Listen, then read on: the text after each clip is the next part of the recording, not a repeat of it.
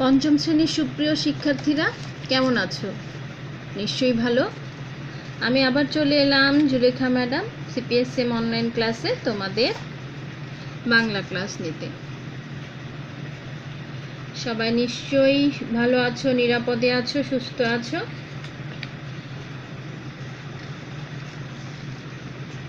বলো তো আমরা কিসের ছবি দেখতে পাচ্ছি? একটা বিশাল নদীর ছবি, ঠিক না? নদী কে না ভালোবাসে? আমাদের দেশ নদীমাতৃক দেশ। ছবিটা দেখে কি মনে হয় যে এরকম একটা কবিতা আমাদের পাঠ্য বইয়ে আছে? হ্যাঁ, দুই তীরে কবিতা। তোমরা তোমাদের পাঠ্য বইয়ের 91 পৃষ্ঠা খুলো। এখানে তোমাদের জন্য রবীন্দ্রনাথ ঠাকুর একটা খুব সুন্দর কবিতা লিখেছেন। কবিতার নাম হচ্ছে দুই তীরে। নদীকে ঘিরে বাংলাদেশের সাধারণ মানুষ কিন্তু অনেক স্বপ্ন দেখে। নদীর পাড়ে যারা বসবাস করে, নদীকে ঘিরেই তাদের জীবিকা চলে। তাহলে এই নদী আমাদের গ্রাম বাংলার নদীর পাশাপাশি বসবাস করা মানুষের জন্য কতটা গুরুত্বপূর্ণ ভেবে দেখো। এজন্য আমরা এই নদীর সৌন্দর্য দেখব এবং এই নদীকে বাঁচিয়ে রাখার চেষ্টা করব। আমরা দুই তীরে কবিতা পড়ব আজকে। একটা নদীর দুটো তীরের কথা বলা হয়েছে দুই তীরে কবিতায়। দুই তীরের কবিতার কবিকে তোমরা জানো? অবশ্যই জানো। কে? রবীন্দ্রনাথ ঠাকুর। রবীন্দ্রনাথ ঠাকুর বিশ্বকবি। রবীন্দ্রনাথ ঠাকুরের একটা ছদ্মনাম আছে, ভানু সিংহ ঠাকুর। তিনি 7ই মে 1861 খ্রিস্টাব্দের 25শে বৈশাখ 1268 বঙ্গাব্দে জন্মগ্রহণ করেছিলেন। তিনি জন্মগ্রহণ করেছিলেন ভারতের যে কলকাতার বিখ্যাত জোড়াসাঁকোর ঠাকুর পরিবারে। কবি রবীন্দ্রনাথ ঠাকুরের বাবার নাম হচ্ছে মহর্ষি দেবেন্দ্রনাথ ঠাকুর। তার মায়ের নাম হচ্ছে সারদা দেবী। কবি কিন্তু ছোটবেলায় অনেক ভালো ভালো স্কুলে পড়েছেন, কিন্তু তিনি কখনোই তার পাঠ শেষ করেননি। 17 বছর বয়সে তিনি ব্যারিস্টারি পড়তেও গিয়েছিলেন, কিন্তু সেখানেও কিন্তু তিনি শেষ করেননি পড়া। কিন্তু তাই বলি কি রবীন্দ্রনাথ ঠাকুরের জ্ঞানের কমতি ছিল? অবশ্যই না। যদি থাকতো তাহলে কি তিনি বিশ্বকবি হতে পারতেন? তিনি অনেক কাব্য রচনা করেছেন, যেমন মানসী, সোনার তরী, চিত্রা। উপন্যাস লিখেছেন, গোরা, ঘরে বাইরে, চোখের বালি। কাব্যনাট্য লিখেছেন, চিত্রাঙ্গদা, বসন্ত, বিদায় অভিশাপ। নাটক লিখেছেন, অচলায়তন, চিরকুমার সভা, ডাকঘর। গল্পগ্রন্থ লিখেছেন, গল্পগুচ্ছ, গল্পস্বল্প, 3 সঙ্গী। ভ্রমণ কাহিনী লিখেছেন, জীবন পথের সন্ধান, পারস্য, রাশিয়ার চিঠি। আর এই বিখ্যাত কবি, বিশ্বকবি 1913 সালে তার গীতাঞ্জলি কাব্যের জন্য নোবেল পুরস্কার পেয়েছিলেন। যত বড় মানুষই হোক, মানুষকে তো একদিন মারা যেতেই হয়, তাই না? 1941 সালের 7ই আগস্ট 1348 বঙ্গাব্দের 22শে শ্রাবণ এই কবি আমাদেরকে ছেড়ে চলে যান। কিন্তু কবি চলে গেলেও কবির সৃষ্টি কিন্তু আমাদের মাঝে রয়ে গেছে।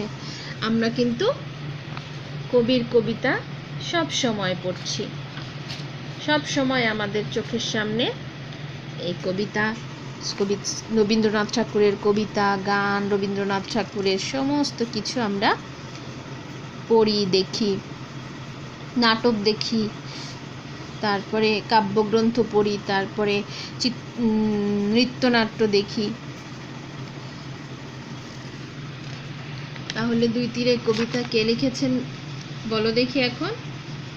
ঠিক বলেছ। দুই তীরে কবিতা লিখেছেন রবীন্দ্রনাথ ঠাকুর। এই দুই তীরে কবিতায় তিনি দুই তীরের সাধারণ মানুষের জীবনযাপন সুন্দরভাবে বর্ণনা করেছেন। কবি বলেছেন, লিখেছেন যে আমি ভালোবাসি আমার নদীর বালুচর, শরৎকালে যে নির্জনে চকাচকির ঘর। কবি ভালোবাসেন তার নদীর বালুচর, যেখানে শরৎকালে নির্জনে চকাচকি ঘর বাঁধে। যেথায় ফুটে কাশ তটের চারিপাশ, যেথায় কাশ ফুল ফোটে, কোথায়? তটের চারিপাশে যেখানে কাশ ফুল ফোটে, কবি সেটাকে ভালোবাসেন। শীতের দিনে বিদেশি সব হাঁসের বসবাস। যখন শীতকাল আসে তখন কি হয়? বিদেশি সব হাঁসেরা এখানে ঘোরাফেরা করে। আমাদের দেশে তো কি গরম একটু বেশি, শীত একটু কম, এজন্য তখন বিদেশি হাঁসেরা এসে কি করে? এখানে ঘোরাফেরা করে, বিচরণ করে। কচ্ছপেরা তীরে রৌদ্র পোহায়, কচ্ছপেরা ধীরে রৌদ্র পোহায় তীরে। তখন তটের চারিপাশে কচ্ছপেরা কি করে? ধীরে ধীরে চলে, সবাই জানে। এখানে এসে তারা রৌদ্র পোহায়। আর দুই একখানি জলের ডিঙি সন্ধেবেলায় ভিড়ে। সন্ধেবেলায় কি হয়? দুই একটা জলের ডিঙি এসে এখানে ভিড় করে। যখন সন্ধে নামে তখন জেলেদের ডিঙিগুলোকে এখানে তারা এনে বেঁধে রাখে। এটাই বলা হয়েছে। এটা হচ্ছে কবির কথা। এবার কবি বলেছেন, তুমি ভালোবাসো তোমার ওই পারের বন, যেথায় ঘন ছায়া পাতার আচ্ছাদন। কবি বলেছেন তুমি ভালোবাসো তোমার ওই পারের বন, যেথায় ঘন ছায়া আর পাতার আচ্ছাদন। কবি কি ভালোবাসেন? কবি ভালোবাসেন নদীর বালুচর, আর তুমি ভালোবাসো ওই পারের বন। যেথায় বাঁকা গলি নদীতে যায় চলি, যেথায় বাঁকা গলি নদীতে যায় চলি, দুই ধারে তার বেনুবনের শাখায় গলাগলি। যেখানে কি হয়েছে? একটা বাঁকা গলির মতো নদীটা চলে গেছে, আর সেই নদীর দুই ধারে বেনুবনে বেনুগুলো গলাগলি করে একত্রে সুন্দরভাবে বসবাস করছে। যেমন আমরা মানুষ বসবাস করি, যেমন আমরা মানুষ গলাগলি করে বসবাস করি, সেরকম বেনুবনের গাছগুলো গলাগলি করে যেন বসবাস করছে। কবি সেটাই বলতে চেয়েছেন। সকাল সন্ধেবেলা ঘাটে বধুর মেলা, ছেলের দল ঘাটের জলে ভাসে ভাসায় ভেলা। সকাল সন্ধেবেলা কি হয়? যে বধুরা আছে, বাড়ির বধুরা, গ্রামের সব বধুরা আসে, এসে কি করে? প্রয়োজনীয় কাজকর্মগুলো নদীতে সেরে নেয়। তখন মনে হয় যে ঘাটে বধূদের মেলা বসেছে। আর ছোট ছোট ছেলের দল কি করে? ঘাটে যে পানি আছে সেই পানিতে এসে ভাসে, মানে সাঁতার কাটে আর ভেলা ভাসায়।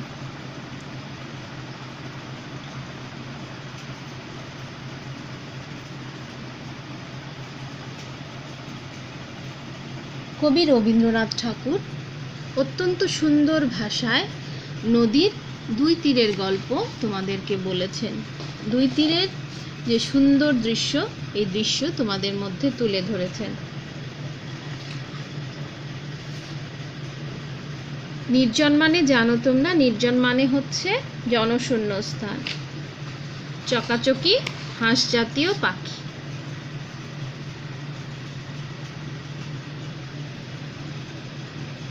অত্যন্ত সুন্দর একটা পাখি, সেই পাখিটা হচ্ছে চকাচকি। তট হচ্ছে নদীর তীর। তট মানে কি? নদীর তীর।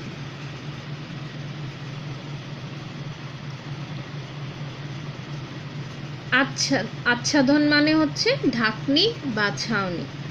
ডিঙি এক ধরনের ছোট নৌকা। বেনুবন হচ্ছে বাঁশবাগান। বেনুবন মানে হচ্ছে বাঁশবাগান। এরকম কঠিন কঠিন শব্দগুলো কিন্তু তোমরা কি করবে,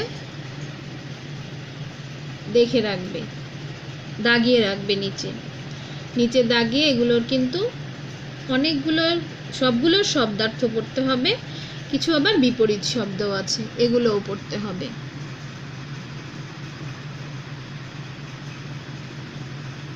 এখন চলো আমরা জেনে নেই কবিতার মূল কথাটা আসলে কি। আমরা সবাই জানি বাংলাদেশ হলো নদীমাতৃক দেশ, আর এই নদীর সাথে কিন্তু মানুষের হয়েছে মিতালি। মিতালি মানে কি, বন্ধুত্ব, সখ্যতা, যেটাই বলো, এই নদীর সাথেই কিন্তু মানুষের মিতালি। এই নদীর পানি দিয়ে কিন্তু চাষাবাদ হয়, আবার এই নদীতে নৌকা চালিয়ে অনেকে কিন্তু জীবিকা নির্বাহ করে। তারপরে এই নদীর পানিতে অনেক কাজ হয়।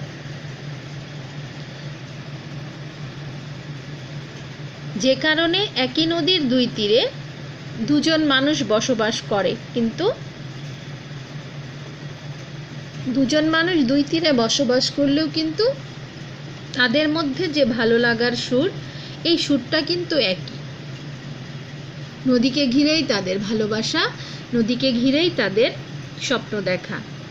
একজন ভালোবাসে নদীর বালুচর, আর ভালোবাসে শরৎকালের চকাচকির ঘর, কাশবন আর পাতায় ঘেরা ঘনছায়া বন। হ্যাঁ, আবার অন্য দিকে একজন ভালোবাসে যে এই যে রাস্তা এসে মিশেছে নদীর কাছে, গলির মতো চলে গিয়েছে নদী, এবং তার পাশে যে বেনুবন, সেই বেনুবনের দৃশ্য। এই নদীরই ঘাটে কি হয়, বধূরা সকালবেলা এসে ভিড় করে, সন্ধ্যায় এসে ভিড় করে। কি জন্য ভিড় করে? প্রতিদিনের নানা রকম যে কাজ, সেই কাজগুলো তারা এখানে করে। আর আছে ছোট্ট ছোট্ট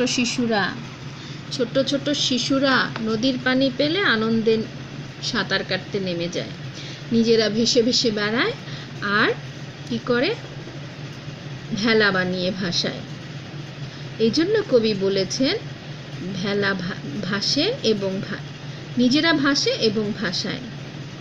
এভাবে কি হয়, নদীর যে দুই তীর, এই দুই তীরের মানুষের মধ্যে ভালোবাসা গড়ে ওঠে, সখ্য গড়ে ওঠে, বন্ধুত্ব গড়ে ওঠে। এভাবে তারা তাদের জীবন কাটিয়ে দেয় আনন্দ, হাসিতে, গানে, গল্পে।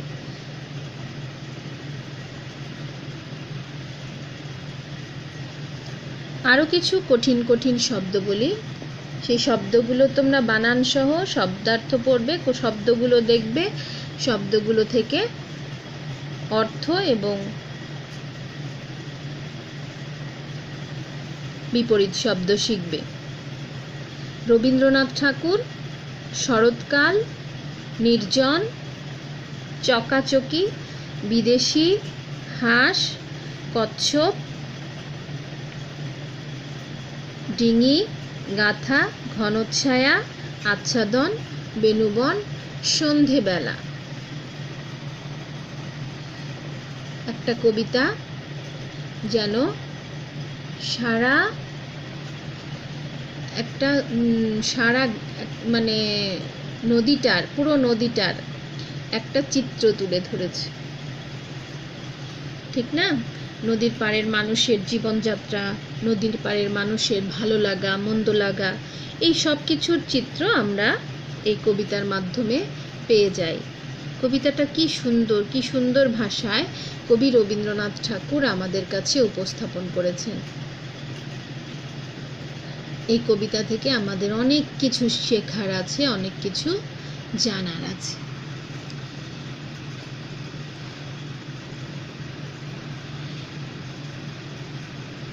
এবার আমরা কি পড়ব?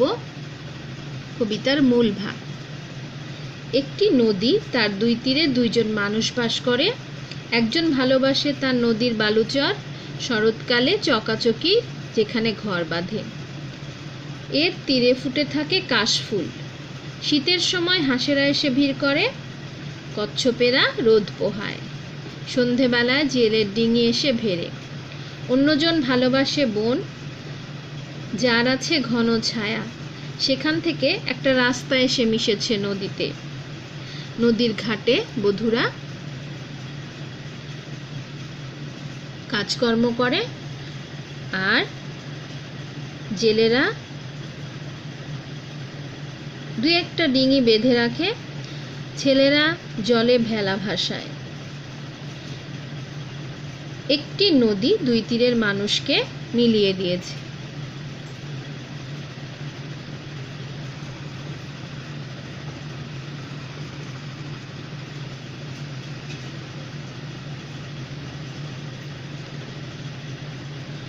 এখন তোমাদের মনে হতে পারে যে এখানে কি ধরনের প্রশ্ন আসতে পারে।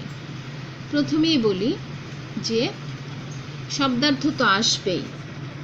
এই কবিতা থেকে শব্দার্থ আসবে, যে কোনো জায়গা থেকে শব্দার্থ আসতে পারে। নির্জন, জনশূন্য স্থান, চকাচকি, হাঁস জাতীয় পাখি, তট, নদী। এবার কিছু বাক্য দেখো। কাশফুল, কাশফুল দেখতে সুন্দর। শরৎকালে কাশফুল ফোটে। তট, তটে নৌকা চলে।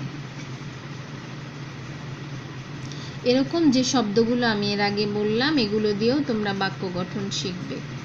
বাক্য গঠন কিন্তু অনেকে দুর্বল, বাক্য সঠিকভাবে লিখতে পারো না। তাহলে আমরা এখন দেখি চকাচকি কোথায় বাস করে। তটের চারিপাশে কি ফুল ফোটে? চকাচকি কোথায় বাস করে বলো তো? নদীর এক তীরে। যে তীর, একজন ভালোবাসে নদীর যে বালুচর যেখানে, সেটুকু ভালোবাসে, সেখানে শরৎকালে চকাচকিরা ঘর বাঁধে। আর তটের চারিপাশে কি ফুল ফোটে? কাশফুল ফোটে।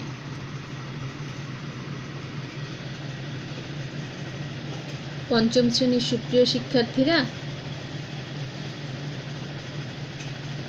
যদিও সময়টা খারাপ, তবে কিন্তু তোমাদের পড়ালেখা বাদ দিলে চলবে না। আমরা সুন্দর করে, আমি তোমাদেরকে কবিতাটা বুঝিয়ে দিয়েছি, কবিতাটা তোমরা বারবার পড়বে। এই যে নদীর দুই তীরের ঘটে যাওয়া ঘটনা, নদীর দুই তীরে বসবাস করা মানুষ, এরা যে কিভাবে জীবনযাপন করছে, সেই জীবনযাপন, তাদের সব কিছু তোমাদের কবিতায় ফুটে উঠেছে। দুজন মানুষ যদিও দুই তীরে বসবাস করে, দুইজন মানুষ কিন্তু দুই জিনিস ভালোবাসে, কিন্তু দুইজনের ভালোবাসার জায়গাটা এক, নদী। এই নদীর যেন মানুষকে মিলিয়ে দিয়েছে। আমরা কবিতাটা পড়ব, কয়েকবার কবিতাটা পড়ব, শুদ্ধ উচ্চারণ করে পড়ব। তারপরে এখান থেকে আমরা শব্দার্থ, বিপরীত শব্দ, সমার্থক শব্দ, যুক্ত ব্যঞ্জন, বিরাম চিহ্ন, এই সব কিছু আমরা এখান থেকে শিখব। কারণ জানো যে প্রত্যেকটা গল্প, কবিতা থেকে এই ধরনের প্রশ্ন আসবে। ব্যাকরণ বই থেকেও আসবে, এই বই থেকেও আসবে, পাঠ্য বই থেকেও কিন্তু আসবে। তাহলে আমরা ভালো থাকব, সুন্দর থাকব, আমরা পড়াশোনা করব, মন খারাপ করব না। আমাদের অবশ্যই স্কুল খুলবে, আমরা স্কুলে যাব, আবার আমাদের দেখা হবে। সবাই আমরা আবার একসাথে ক্লাসে হইচই করব, মজা করব, আমরা খেলাধুলা করব। তোমরা সবাই ভালো থাকবে, সুস্থ থাকবে, নিরাপদে থাকবে, বাইরে বেরোবে না, বাবা মার কথা শুনবে। আবার আমি আসবো অন্য একটা ক্লাসে তোমাদেরকে প্রশ্ন উত্তর জানাতে। ভালো থেকো সবাই। আল্লাহ হাফেজ।